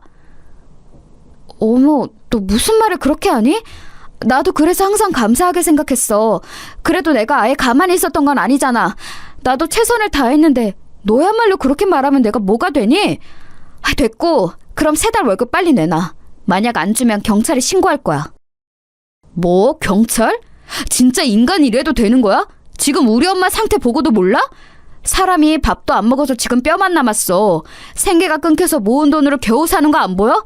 누나가 그러고도 사람이야? 이성이 네가 그러고도 사람이냐고! 야 미친 새끼야. 너 왜 우리 누나한테 소리를 질러? 다 떠나서 이 일한값은 당연히 줘야 하는 거 아니냐? 왜 우리 누나한테 화풀이야? 우리 누나가 네 아빠랑 형 죽였어? 뭐?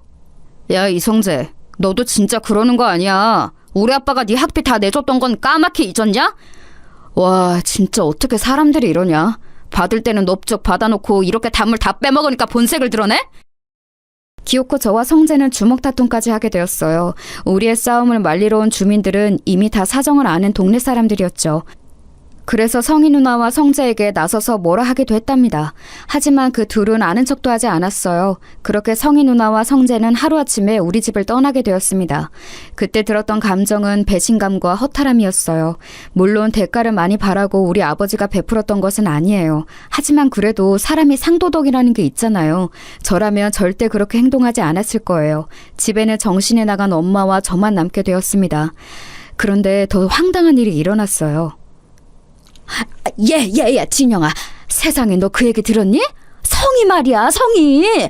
그 동네 양아치 동석이랑 살림 찹쳤대. 결혼식도 안 올렸는데 혼인신고했다더라. 성재도 같이 살더라고. 그 동석이 걔잖아. 그 너희 가게에서 일하다 횡령으로 쫓겨난 놈. 뭐라고요? 그 동석이 형이랑 성희 누나가 부부라고요? 와, 아주 배신자끼리 잘 만났네요. 무슨 낯짝으로 우리 동네에서 계속 사는 거래요? 부끄럽지도 않나? 그러니까 말이야.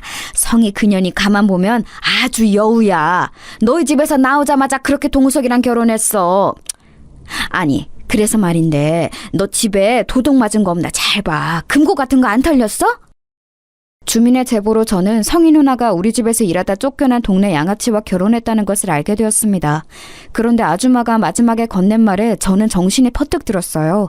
그래서 바로 집으로 가서 금고를 확인했더니 글쎄 무슨 일이 있었는지 아세요? 우리 아버지는 금을 모아 금고에 넣어두고는 했었거든요. 그걸 우리 가족과 성희 누나 그리고 성자는 다 알고 있었습니다. 금고를 열었더니 금이 정말 하나도 없었어요. 그걸 보고 저는 바로 성희 누나를 찾아갔습니다.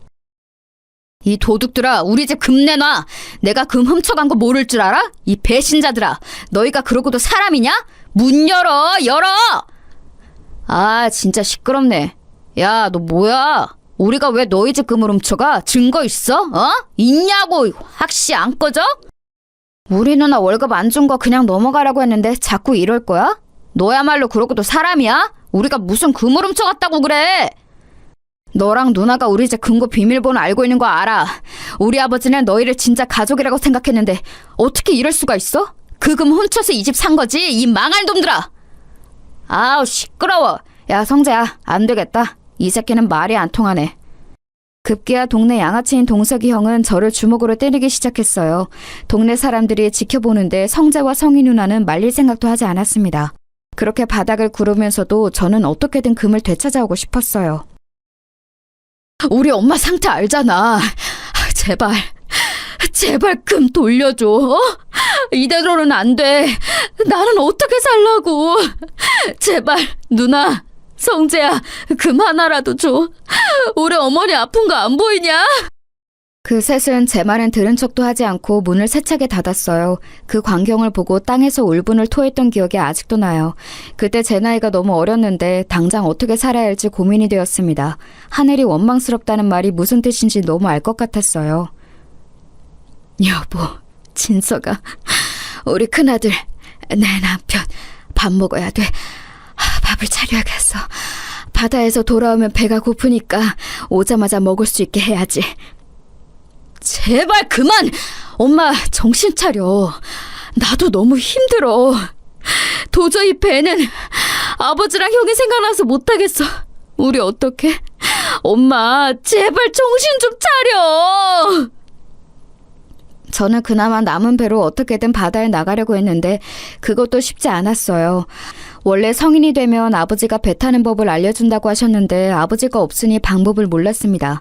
그리고 아버지와 형이 바다에서 죽어서 저한테도 트라우마가 너무 컸어요. 어머니는 여전히 제정신이 아닌 상태였고 저는 고등학교를 막 졸업한 상태라 할 줄 아는 것이 하나도 없었습니다. 진영아, 이 배 팔면 너 이제 재산은 있니? 금도 다 도둑 맞았다며. 진짜 성이랑 성재 그놈들 그러는 거 아니다.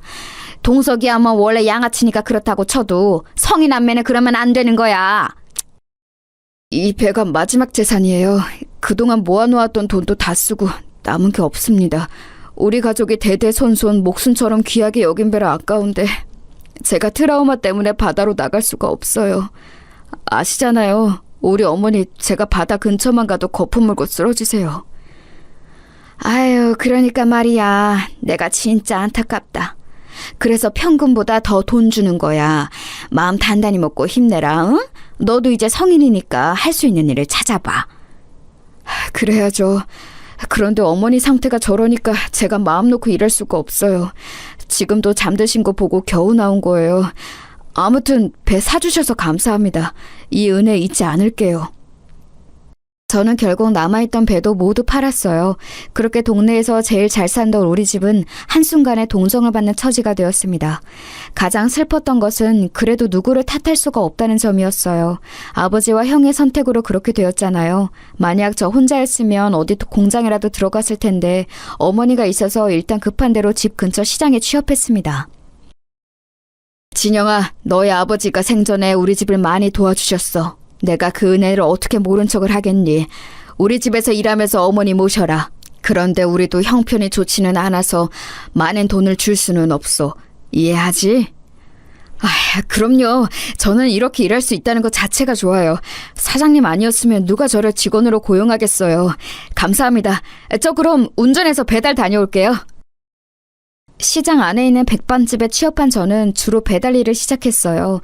돈을 많이 벌지는 못했지만 그래도 어머니를 혼자 모시고 살기에 나쁘지는 않았습니다. 그래도 이때는 어머니가 간간히 정신이 돌아오긴 했었어요. 진영아, 엄마가 살아있어서 미안해. 우리 작은 아들한테 짐이 되는 게 너무 슬프다.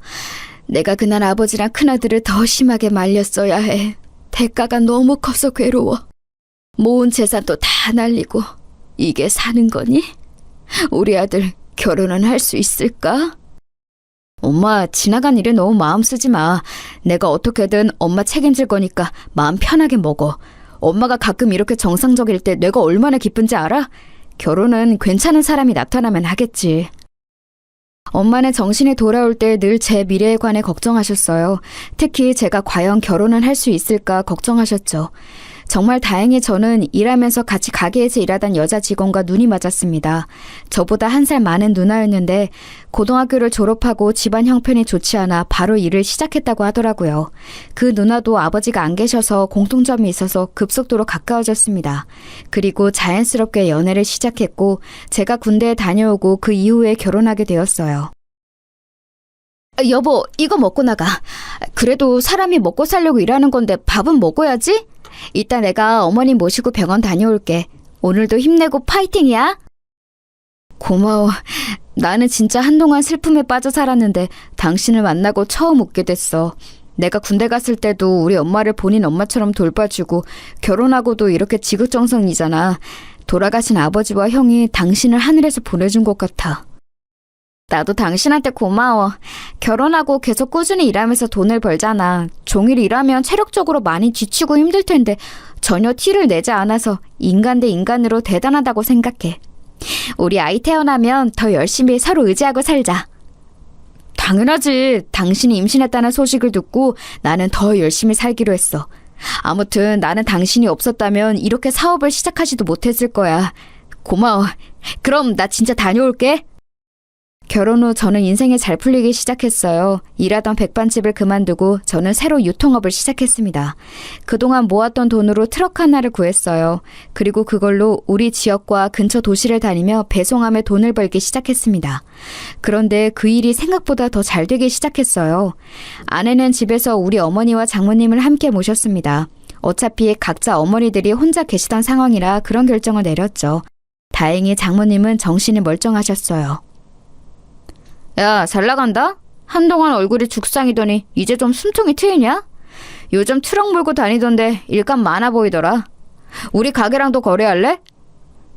너는 인간이면 나한테 말 걸지 말아라. 나는 너희 누나랑 너랑 할 말이 없다. 내가 왜 너희 가게랑 거래를 해? 훔쳐간 금이나 내놔라. 증거 있냐고. 증거도 없으면서 금을 내놓으라고 하면 뭐라고 답해야 하냐? 우리 가게가 시장에서 그래도 2번째로 큰 가게잖냐. 혹시라도 일감 끊기면 말해라. 내가 그래도 예정이 있어서 인심 써줄게. 아, 우리 매형이 안 된다고 하려나? 또 찾아왔다고 우리 매형한테 두들겨 맞으면 어떡해. 그때는 나도 가만히 있지 않을 거야. 너희 누나는 결혼할 사람이 없어서 동네 양아치랑 결혼하냐? 아무튼 시비 걸지 마라. 또 이러면 경찰에 신고할 거야. 경찰? 경찰? 해! 하라고! 참나, 네가 그러면 내가 무서워할 줄 알았냐? 등신.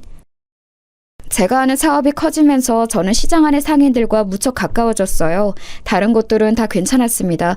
특히 아버지와 안면이 있던 분들은 오히려 저랑 더 거래하려고 난리였죠. 문제는 성재와 성희 누나의 가게였어요. 성희 누나는 결혼하고 바로 시장에 생선을 파는 가게를 열었습니다. 동석이 형과 성재와 같이 일하는 가게였는데 규모가 꽤 컸어요. 쟤네 돈 없어서 너희 집에서 얹혀 산 거 누가 모르냐고. 그거 딱 봐도 너희 집 금 훔쳐서 열은 거잖아. 저렇게 살면 안 돼. 하늘이 다 보고 있다고. 그냥 이제는 저도 무시하고 있어요.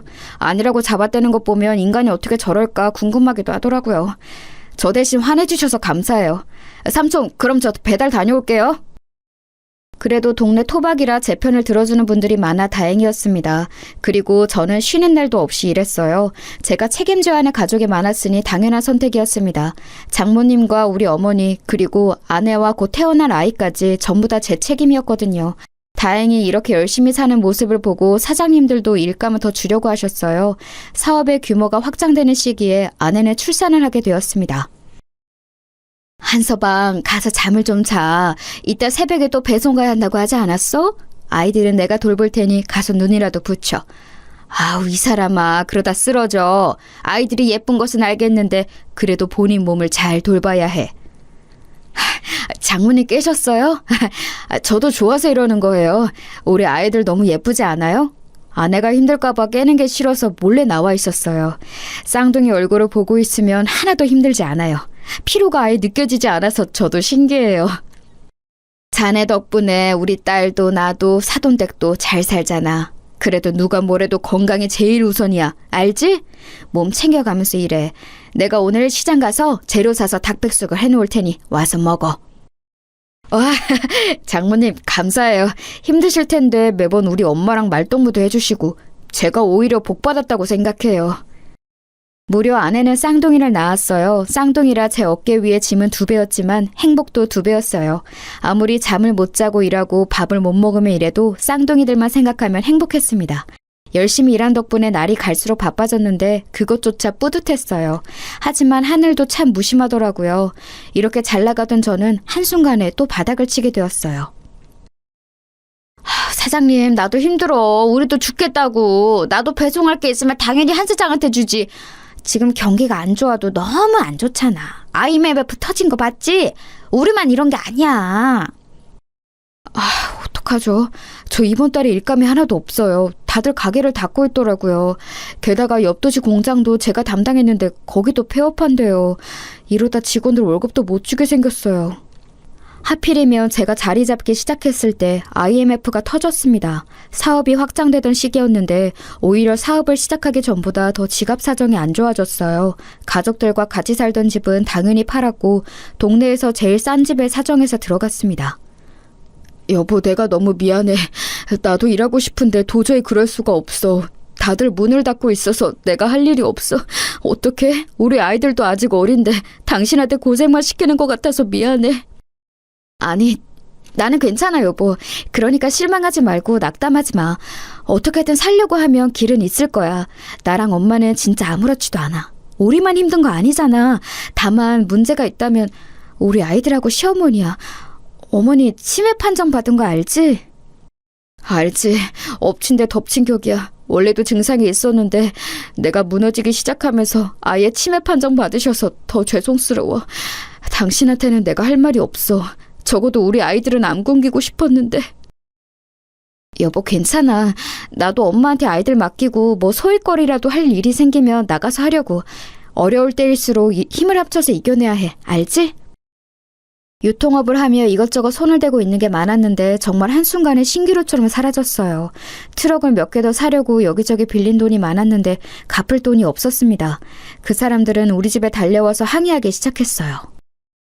아우, 돈 내놔! 한 사장! 빌려간 돈 내놓으라고! 그 돈 없으면 우리 가서 다 굶어 죽어! 그러니까 돈 내놔! 문 안 열어? 열라고! 여보, 급한 대로 그 비싼 건물 주자. 저 아저씨가 나 망하기 전에 제일 도와줬던 사람이야. 일단 급한 불부터 끄는 게 맞는 것 같아. 여보, 안 돼. 이 비상금 진짜 이게 마지막이야. 우리 이거 주면 돈이 없어. 이것마저 주면 우리 아이들은 당장 내일부터 굶어야 해. 나는 굶어도 괜찮은데 나 우리 아이들은 못 굶겨. 돈을 빌려준 사람들은 계속해서 우리 집을 찾아왔는데 줄 돈이 없었어요. 그동안 사업하며 벌었던 돈을 탈탈 털어 갚았는데도 갚을 돈이 남아 있었습니다. 저도 당장 우리 가족이 힘드니까 나중에 갚고 싶었는데 역시 돈 앞에서는 사람들이 참 냉정했어요. 위협적으로 찾아와서 돈을 갚지 않으면 불을 지른다는 소리에 아내가 저 몰래 모았던 돈까지 다 주었죠. 그렇게 수습하고 보니 우리 집은 돈뿐만이 아니고 당장 먹을 쌀도 없었습니다. 저는 제가 굶는 것은 괜찮았는데 아직 돌도 되지 않은 우리 쌍둥이들과 장모님, 어머니가 굶는 것은 못 보겠더라고요. 여보, 어쩔 수 없다. 오늘 우리 아기들 아무것도 못 먹었지? 이대로 가다간 진짜 배고파서 아이들 죽게 생겼어. 나 그 꼴은 절대 못 봐. 나 결심했어. 성재네 찾아가서 사정하고 올게.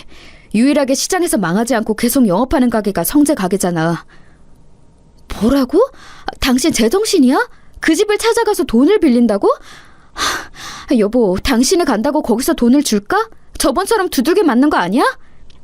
일단 가봐야지. 그래도 우리 아버지가 베풀었던 게 있는데 모른 척을 할까? 지금 이렇게라도 안 하면 우리는 당장 살 수가 없잖아. 나 그럼 성재 가게 다녀올게. 문단속 잘하고 있어? 저는 결국 자존심을 다 내려놓고 성재를 찾아갔어요. 사실 저도 성재가 선뜻 빌려주지 않을 거라는 것은 알고 있었습니다. 그래도 일말의 희망이 있었죠. 이게 누구야? 잘난 한 사장 아니야? 여기까지 무슨 일로? 우린 당신한테 줄 일감 없는데. 성재야, 단도직입적으로 말할게. 나 쌍둥이 키우는 거 알지? 지금 우리 엄마도 그렇고 가족들이 며칠째 밥을 못 먹고 있어. 미안한데 100만 원만 빌려주라. 제발 부탁이다. 그거 참 안타까운 소식이네. 내가 마음 같아서는 당장 100만 원이 뭐냐? 1000만 원을 빌려주고 싶어. 그런데 우리도 사정이 힘드네. 줄 돈이 없어서 안 되겠다. 시장에서 유일하게 살아남은 가게가 너희 가게잖아. 내가 너희 가게 매출은 아는데 어떻게 안 될까? 주라는 것도 아니야. 빌려달라는 거야. 이렇게 무릎 꿇고 빌게. 어? 우리 아버지가 너희 남매 가장 힘들 때 도와줬잖아. 그거 생각해서라도 제발. 아우, 줄 돈 없다고 몇 번 말하냐. 지금 우리 누나랑 매형 가게 올 시간 다 됐어. 매형 눈에 띄면 너 죽어. 그러니까 당장 꺼져. 안 꺼져? 성재는 제가 무릎 꿇고 울면서 빌어도 돈을 절대 빌려주지 않았어요. 저는 하지만 물러설 수가 없었습니다. 이미 자존심을 내려놓은 지 오래였어요. 집에 돈을 들고 가지 않으면 당장 가족들이 죽게 생겼으니 성재의 바지가랑이를 붙잡았습니다. 성재야, 제발, 우리 집에서 너한테 해줬던 거 기억 안 나? 그거 생각해서라도 쌀이라도 조금 주면 안 되겠냐? 내가 이렇게 부탁할게, 제발. 도대체 언제적 얘기를 꺼내는 거야? 기억이 안 나는 호랑이 담배 피우던 시절 아니냐? 나는 너랑 할 말 없으니 꺼져! 퇴! 심지어 성재는 제가 붙잡자 얼굴에 침까지 뱉기 시작했어요. 비참하다는 말을 이럴 때 쓰는 거라는 것을 그때 알게 되었죠. 성재는 제가 아무리 사정해도 들은 척도 하지 않더라고요. 저를 질질 끌어서 가게 밖으로 던진 성재는 이렇게 말했습니다. 이 거지 새끼야, 다시는 내 앞에 나타나지 마. 알겠어? 잘 살고 있는데 찾아와서 옛날 얘기 꺼내는 거 더는 못 들어. 네 자식이 굶어 죽든 말든 그건 나랑 아상관도 없다고. 한 번만 더 찾아오면 그때는 우리 매형 부른다. 너무 매몰찬 모습을 보고 저는 서럽고 비참한 기분이 들었어요. 집으로 가는 내내 얼마나 울었는지 모릅니다. 나는 어떻게든 반드시 성공해야겠다는 생각도 들었어요. 아버지, 형 보고 있어요? 나 더러워서 여기 동네 뗍니다. 나중에 성공해서 자랑스럽게 다시 올 때까지 근처에도 얼씬거리지 않을 거예요. 하늘에서 보고 있으면 제발 도와줘요. 나 힘들어. 그렇게 하늘을 보고 울면서 다짐했던 게 아직도 기억이 나요. 그리고 저는 정말로 아내와 아이들 그리고 두 어머니를 모시고 무작정 서울로 상경했습니다. 집을 처분하고 남은 돈과 평소 친분이 있던 분들에게 가서 10,000원씩 빌려서 돈을 마련했어요. 고향을 떠나서 서울로 간다니까 주민들은 안타까워했죠. 제가 이렇게 떠나게 만들어준 성재네 가게를 마지막으로 멀리서 지켜보았습니다. 반드시 어떻게든 성공해서 돌아온다고 다짐하며 그렇게 서울살이가 시작되었어요. 아, 여보, 지금 새벽 3시야. 그런데 나간다고? 아까 12시에 들어왔잖아. 당신 잠도 그렇게 안 자고 먹는 것도 시원찮아. 이러다 당신이 어떻게 될까봐 나는 그게 무서워. 당신 없으면 나랑 우리 아이들은 어떡해? 양가 어머님들도 그렇고. 1원이라도 더 벌려면 어쩔 수가 없어. 잠을 자고 밥을 먹는 시간조차 너무 아까워. 애들도 자라면서 먹는 양 자체가 달라졌잖아. 아무튼 여보, 늦었다. 그럼 나 이제 일하고 올게. 항상 고맙고 미안해. 무작정 상경한 저는 진짜 말 그대로 닥치는 대로 일하기 시작했어요. 공장부터 막노동까지 안 해본 일이 없을 정도예요. 몸이 망가지고 있다는 것을 알았지만 멈출 수는 없었어요. 빵 하나로 하루를 버티며 살았습니다. 막노동하면 거기서 간식을 주는데 아무리 배가 고파도 절대 먹지 않고 집에 가져갔어요. 그 사정을 알고 같이 일하던 분들이 본인 간식을 주기도 했답니다. 지금 생각해도 너무 감사한 경험이죠. 이렇게 몇 년을 일하니 아이들이 학교에 입학할 나이가 되었어요. 그동안 반지하 쪽방에서 아이들을 키웠습니다. 이때 아내가 정말 많이 고생했어요. 어머니가 치매였고 장모님도 나이가 드시며 건강이 안 좋아졌거든요. 여보, 우리 드디어 이사 가는 거야? 그렇게 하루도 안 쉬고 일하더니 너무 잘 됐다. 우리 애들도 더 넓은 집에서 살면 좋아할 거야. 나는 당신이 너무 자랑스러워. 나는 당신한테 미안한 마음밖에 없어. 그동안 힘든 상황이었는데 싫은 소리 안 하고 버텨줘서 너무 고마워. 당신이 없었으면 이렇게 이사 가지 못했을 거야. 저는 하루도 쉬지 않고 일한 덕분에 돈을 어느 정도 모을 수 있었어요. 그렇게 이사 가고 막노동을 그만두고 집과 가까운 횟집에 취업하게 되었습니다. 그런데 여기서 뜻밖의 일이 일어났어요. 사람 일이 어떻게 될지 모른다는 말을 깨닫게 되었습니다. 진영아, 어릴 때 어머니가 횟집 운영하셨다고 들었는데 진짜 회를 잘 뜨네. 어떻게 이렇게 깔끔하게 해? 그리고 모르는 생선이 없어. 친절하고 항상 웃는 인상이라 너무 좋아. 우리 가게에서 평생이래. 알겠지? 월급 더 올려줄게. 어머니는 횟집 하셨고 아버지는 바다에 직접 가서 생선 잡는 선장이었어요. 그래서 저도 어릴 때 아빠 따라 바다에 나가곤 했죠. 그러다 안 좋은 일이 있기는 했는데 애초에 바닷가가 고향이라 익숙해요. 그래, 잘됐다. 그 집에 장모님하고 어머니하고 같이 산다고 했지? 보기 드문 효자야. 우리 가게로 모셔와. 내가 진영이네 가족들은 돈 안 받고 먹고 싶은 거 다 줄게. 저는 새로 구한 일이 매우 마음에 들었어요. 사장님이 털털하시고 좋은 분이셨거든요. 제 사정을 알고 실제로 편의도 많이 봐주셨습니다. 어머니와 장모님을 모시고 가면 정말로 돈을 받지 않으셨죠. 그렇게 몇 년을 일하니 사장님과 저는 친형제처럼 친해졌어요. 뭐? 그런 일이 있었어? 와, 진짜 그런 놈들은 나중에 천벌 받을 거야. 사람이 그렇게 살면 안 되는 거야. 한 번 사는 인생인데 본인하고 가족들에게 당당해야지. 우원. 진영이 그동안 너무 고생 많았다.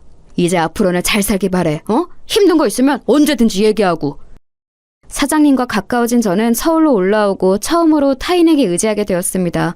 정이 워낙 많은 사장님은 심지어 우리 쌍둥이들도 많이 예뻐하셨어요. 사모님도 굉장히 좋은 분이라 같이 여행을 갈 정도면 어느 정도인지 아시겠죠? 처음에는 사실 오래 일할 거라 전혀 생각하지 않았는데 어느새 그 가게에서 10년을 일하게 되었습니다. 이제는 가족 같은 사이가 되었던 거죠. 그런데 그러던 어느 날 사장님이 저를 불러 앉혀놓고 진지하게 말하셨습니다. 진영아, 나는 이제 아내랑 서울 생활을 청산하고 고향으로 가려고 해. 그동안 너무 고마웠다. 아내랑도 얘기했는데 만약 네가 없었으면 우리가 이렇게 가게를 잘 운영하지 못했을 거야. 너한테 너무 고마워. 에이, 제가 뭘 했다고요. 사장님 덕분에 저랑 우리 가족은 덕분에 행복했어요. 고향에 가시면 담배 그만 피우시고 몸 건강 챙기세요. 저도 시간 나면 가족들 데리고 놀러 가도 되는 거죠? 진영이 너는 연락 안 하고 무작정 와도 언제나 환영이지. 그나저나 진영아, 내가 이렇게 너한테 얘기하는 이유가 있어. 아내랑 이미 얘기 끝나서 하는 말이야. 나는 이 가게를 너처럼 무작정 서울로 올라와서 열었어. 그건 너도 알지? 그래서 애착이 매우 커. 이 소중한 가게를 닫고 내려가는 것은 아내도 나도 원하지 않아. 그래서 말인데 진영인 네가 사장님이 되어줄 수 있겠니? 다른 권리금이니 뭐니 그런 것은 우리 사이에 어울리지 않아. 그냥 네가 이어서 하면 된다. 네? 사장님 그거 진심이세요? 아니 제가 이 가게의 사장이 되라고요? 이렇게 큰 가게를 저한테 주신다고요? 아무 대가 없이요? 사장님 장난치지 마세요. 저 그럼 진짜 혹해요. 에이, 이 사람아 무슨 장난이야? 내가 이런 걸로 장난치는 거 봤어? 우리 아들은 미국으로 가 있어서 물려줄 사람이 없어. 그리고 진심으로 네가 없었으면 우리 가게가 이렇게 매출이 나왔겠니? 자, 그럼 이제 이 가게의 주인은 너야. 한 사장, 우리 가게를 부탁한다. 사장님은 서울 생활을 정리하고 사모님과 고향으로 내려가시게 되었어요. 그러면서 저한테 무려 그 큰 가게를 물려준다고 말씀하셨습니다. 저는 그 말을 듣고 너무 놀랐어요. 왜냐하면 사실 식당은 규모가 매우 컸거든요. 그냥 흔한 동네 횟집으로 시작했는데 같이 열심히 일하며 유명해지기 시작했죠. 그러면서 가게는 점점 터가 좋은 곳으로 옮겼고 규모도 확장해서 직원 수도 늘어났었어요. 그런 가게를 저한테 넘기신다고 하니 어안이 벙벙했습니다. 어머어머, 그게 정말이야? 세상에 너무 잘됐다. 당신 그렇게 열심히 일하더니 좋은 일이 생길 줄 알았어. 축하해. 이제 애들도 어느 정도 컸으니까 나도 가게 나가서 일 도울게. 아유, 한서방 고생 많았어. 아이들은 내가 집에서 돌볼 테니까 열심히 일해, 응? 그리고 항상 고마워. 혼자 얼마나 고생하는지 너무 잘 알아. 아니에요. 장모님이랑 아내한테는 늘 고맙죠. 치매인 우리 엄마도 돌봐주시고. 아무튼 이제 제 가게니까 전보다 더 열심히 일하려고요. 제가 어떻게든 끝까지 책임진다고 했던 거 기억하시죠? 장모님, 조금만 더 믿어주세요. 저는 가게를 사장님에게 이어받고 더 열심히 일했어요. 직원들도 애초에 원래 같이 일하던 사람들이었고 단골 손님들과도 안면이 있는 상태라 익숙했습니다.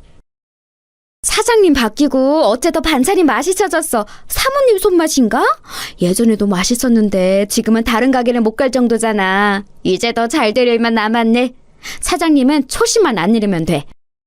제가 사장이 되자 아내가 나와서 반찬도 만들고 더 정성껏 손님들을 대접했어요.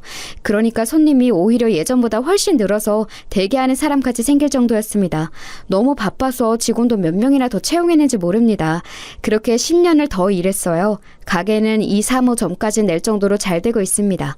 물론 좋은 일만 있던 것은 아니에요. 치매에 걸리셨던 어머니가 돌아가셨습니다.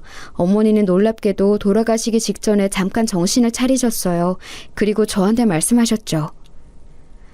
진영아, 고생 많았어. 내 아들, 엄마는 이제 여기까지야. 우리 아들 미안해. 엄마는 아빠랑 네 형을 보러 갈게. 엄마 죽으면 우리 고향에 묻어줄래? 아빠 옆에 잠들고 싶어. 엄마 걱정하지 말아요. 엄마도 그동안 사느라 고생 많았어. 이제 하늘에서는 편안하게 있어. 아버지랑 형한테 안부 전해줘요. 엄마는 그래도 마지막에 가실 때는 편안하게 가셨어요. 그리고 저는 엄마의 유언을 들어주기 위해 고향을 떠난 이후 처음으로 다시 방문하게 되었습니다. 10년이 지나고 다시 간 고향은 세월이 흘러도 변함없었어요. 오랜만에 보는 반가운 얼굴도 많았답니다. 아이고, 이게 누구야? 아니, 너 진영이 아니냐? 웬일이야? 서울 가더니 성공했나 보네? 이야, 얼굴이 아주 좋아졌어. 누가 보면 몰라보겠어. 진영아, 그동안 어떻게 살았니? 세상에. 아저씨, 그동안 잘 지내셨어요? 저 지금 서울에서 횟집하고 있어요. 장사가 생각보다 잘 되어서 다행이에요. 아저씨는 그대로네요. 저 서울 갈 때 빌려주신 돈 갚으려고요. 너무 늦게 와서 죄송해요. 아, 그때 그 돈? 아니야, 나는 10만 원을 줬는데 1,000만 원을 돌려주네. 아이고, 고맙다. 진영이 너 떠나고 여기는 한동안 말이 많았어. 성재네도 지금 망해서 여기저기 돈 빌리고 다녀. 그리고 그 동석이 그 놈이 성이랑 이혼했어. 20년이 지났으니 당연히 이자까지 줘야죠. 그때 아저씨가 저한테 돈 안 주셨으면 저 서울 갈 차비도 없었어요. 아직도 감사하게 생각하고 있어요. 어머니도 돌아가시기 전에 아저씨 얘기를 했을 정도로 감사해요. 내려오며 성재랑 성희 누나가 궁금했던 것은 사실이랍니다. 어머니를 묻어주러 오며 머릿속엔 성재가 가득했죠. 그래도 제가 성공한 상태로 내려가서 참 다행이라고 생각했는데 뜻밖의 말을 듣게 되었습니다. 그런데 그놈들이 평판이 워낙 안 좋았어야지. 돈을 빌리러 다녀도 다들 모른 척 하더라. 그놈이 나한테도 와서 돈을 빌렸는데 걔한테는 1원도 주기 싫더라고. 역시 그렇게 못된 마음으로 살면 반드시 벌을 받게 되어 있어. 동네 주민들의 제보를 듣고 저는 입가에 미소가 걸리기 시작했어요. 배신당하고 서러움과 괘씸함에 잠을 못 잤던 지난 날들이 생각나기 시작했죠. 쌀을 살 돈이 없어서 울며 사정했던 날이 아직도 생생하거든요. 그런데 20년이 지난 지금 완전히 처지가 바뀌었잖아요. 일단 어머니 유골을 묻어주는 게 우선이라 잠시 성재는 생각하지 않고 있었습니다. 고향이라 워낙 반가운 얼굴이 많아 여기저기 인사하고 마침내 마지막 날이 되었어요. 아내와 같이 와서 올라갈 생각을 하고 있었는데 글쎄 성재와 성희 누나가 우리를 먼저 찾아왔습니다. 야, 진영아, 오랜만이다. 너 잘 지냈어? 야, 내가 너 얼마나 보고 싶었는지 알아? 얼굴 완전 좋아졌다. 잘 지내는 거 보니까 좋다, 야. 진영아, 너 잘 나가는 사장님이라며? 얘기 듣고 왔어. 다름이 아니라 혹시 우리한테 돈 조금 빌려줄 수 있어? 예정을 생각해서라도 어떻게 안 될까? 누나는 양심도 없다. 20년 만에 봤는데 대뜸 돈을 달라고? 진짜 이 사람들은 변하지를 않네? 내가 그렇게 돈 빌려달라고 무릎 꿇고 빌 때는 침까지 뱉었으면서 뭐? 됐어. 당신들한테는 쌀 한 톨도 주기 싫어. 그때는 내가 미안했다. 너무 어렸었어. 용서해주면 안 될까? 너도 들어서 알 텐데 우리 누나 이혼하고 가게도 망해서 지금 너무 사는 게 힘들어. 진영아, 나도 무릎 꿇고 빌게, 어? 당신들 제정신이야? 우리 남편 집에서 훔쳐간 금이나 내놔, 이 도둑놈들아. 우리 남편이 돈 빌려달라고 할 때 매몰차게 무시했으면서 뭐? 당장 안 꺼져? 성재랑 성희 누나는 저를 보고 돈을 빌려달라는 말을 하더라고요. 오랜만에 본 그들은 딱 봐도 행색이 매우 초라했어요. 그렇게 나 무시하고 우리 집 망하는 거 모른 척을 하더니 지금 꼴 좋다. 인생이라는 게 원래 길게 보는 거야. 그때 100만 원만 빌려줬으면 내가 당신들을 매몰차게 대하겠어? 원래 다 뿌린 대로 돌려받는 거라고. 당장 꺼져! 진우가 내가 미안해. 제발. 우리 당장 먹고 살 돈이 없어서 그래. 어떻게 안 될까? 그래도 어릴 때 같이 살았잖아. 아, 시끄러워. 저기요, 나가세요. 철면피도 이런 철면피가 없지. 참나 기가 막혀. 여보, 차 타. 올라가자. 아내까지 나서서 매몰차게 대하는데 성재랑 성희 누나는 끝까지 제 바짓가랑이를 붙잡고 놔주지 않았습니다. 심지어 차를 타고 가는데 앞을 가로막았어요. 그래서 경찰까지 부르고 나서야 탈출할 수 있었습니다. 얼마나 통쾌했는지 몰라요. 살다 보니 이런 날도 오네요. 역시 인생이라는 것은 한치 앞도 모른다는 게 맞는 말 같아요. 여기까지가 제가 준비한 사연입니다. 여러분 어떻게 들으셨어요? 저는 이 일이 있고 가만히 있어도 입가에 미소가 걸리곤 해요. 평생에 걸친 복수를 한 기분이랍니다. 이제 저는 다른 것은 전혀 신경 쓰지 않고 고생을 많이 한 우리 아내와 장모님과 평생 행복하게 사려고 해요. 제 사연 들어주셔서 감사합니다.